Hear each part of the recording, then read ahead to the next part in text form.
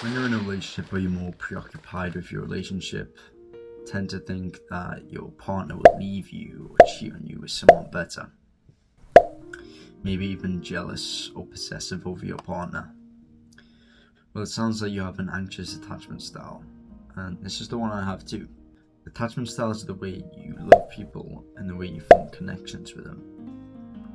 Now, they usually come from how you were cared for as a baby. So if your parents kind of just left you when you cried, then you might be more of an avoidant attachment style, and you might have low-key kind of like a fear of abandonment in your head. Maybe you haven't even noticed it, and this can determine your attachment style. However, it doesn't just mean this is the only way. Your attachment style can change based on the person you're with or just life experiences. Now, there's 4 attachment styles, but we're only going to focus on the first 3.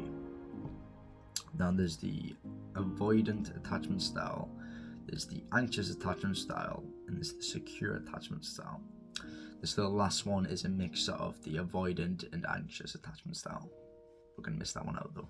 I learned about attachment styles recently from this book called Attached, and this kind of gave me some peace of mind and some kind of clarity, and helped me understood why I act a certain way in relationships. And I hope it can bring this same peace that I felt and the same clarity to you. The first attachment style is the anxious attachment style, and this is the one I relate to. So people with an anxious attachment style when in a relationship will be more preoccupied with the relationship more than themselves or anything else going on in their life. They tend to think about their partners a lot, maybe overanalyze every interaction they had, or even pick up on micro expressions on their face. So maybe it'll be like a slight crease from a smile, or they'll see like a frown, and it'll dictate are you sad, are you happy? And there was a study done on people with anxious attachment style that they can actually pick up these micro expressions that we all have in our face faster, so they will sometimes maybe even jump a gun and just assume that you're feeling a certain way. You might be paranoid that your partner might leave you or cheat on you with someone better. Now, all happiness or unhappiness solely depends on the quality of this person. So if they're happy, you'll feel more happy. If you're sad, you'll feel more sad. So you're kind of like on the same wavelength with them. Therefore, when you wake up and the good morning text that you usually receive is slightly different, it maybe has some less kisses on, or it doesn't say the full word, it just says like GM, like good morning, you'll be like, oh god, I've done something wrong, I fucked up somehow. Your mind will stay on that one thing, and it might spiral through your brain for hours and hours, and that one thing will lead you to overthink, and it'll stay in there. This may lead to protest behaviors. This is where you're going to call them continuously, or you're going to keep on texting them, maybe like keep double texting over and over again, or you might try and keep score. So this is where if they didn't reply 10 minutes late, like they replied after 10 minutes, you might wait the same time or even longer, so you might wait 20 minutes. Now, about 20% of people in the whole world have this attachment style, and I happen to be one of them, and it's not nice. If you are the anxious attachment style, I can sympathize for you, but you have to know you're not alone in this. There's many people around this world who's got the same attachment style as me and you, and they figured it out. They've managed to change themselves from anxious to more of a secure attachment style. Now, because this one relates to me a lot, I'm going to make a separate video in the next week or two about this one specifically. Now, the second attachment style is the avoidant attachment style. Now, about 25% of people in the whole world have this attachment style. Now, people that are avoidant will they will equate intimacy or any relationships to a loss of independence. So they'll try and minimize closeness, which is the opposite of the anxious attachment style. They'll try and pull away, while the anxious will try and pull themselves closer. You, if you have this style, or your partner might be sending you mixed signals. So there's some days where you're getting this talking to you in this loving way, giving you all the attention, and this seems so perfect. But there's other days where they simply just act like you don't exist, or they might act very different towards you. They might want to, they might not like any physical contact. They won't want to hug you. They won't want you to hold your hand.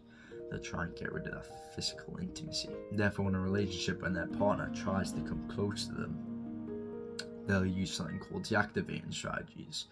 And this is where they will either say something like, or think it like, I'm not ready to commit for a relationship. Now, you've probably heard that before, I'm not ready for commitment, and this could be because they're avoidant attachment style. Or they'll do something like thinking about their partner's imperfections, so there's something that they don't like about them, and that's kind of a reason to stay away from them.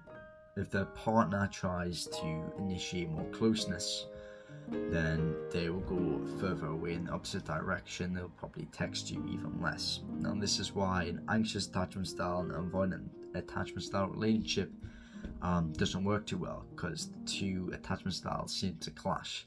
The anxious will try and seek closeness, the avoidant will try and minimize closeness, so there'll always be a gap between them. But if you're in this relationship, it doesn't mean you have to lose hope. There's many people with this same dynamic that's made it work. Finally is the secure attachment style. Now, this is the one everyone wants to strive to be. This is kind of like the best attachment style. 50% people in this world is actually secure, which when I found out really surprised me. I didn't think there'd be that many secure attachment styles. Now, secure people have no problems with intimacy or closeness in relationships, but might actually try and pursue that more often than the other types. But unlike the anxious attachment style, they will not obsess over the relationship, but they will, do their separate thing while also keeping you in mind of whatever they're doing. They won't overanalyze small things like if the good morning text comes in later than usual or it's slightly different. They won't overanalyze it, and they won't get in a spiral of overthinking. Now, these are warm, loving people, and they're also usually quite good communicators. So if there's a problem between you two, or maybe you are the anxious attachment style, they will try and help you, and they will reassure you with any ideas you have about the relationship. These secure people tend to have more satisfaction in relationships, but also seem to have less conflict in relationships. Now, every attachment style wants to strive to obtain this style, because this is the best style. This is the one where there's no worry and there's no problems. So that was the 3 attachment styles, and I'm still learning about all this stuff. So if you want to come along in this journey, you want to learn with me, then follow. I'll always update my ideas, the new things I learn. I'm a small self-improvement YouTuber trying to improve my life, but also your life, by teaching you the lessons I learned on the journey along the way.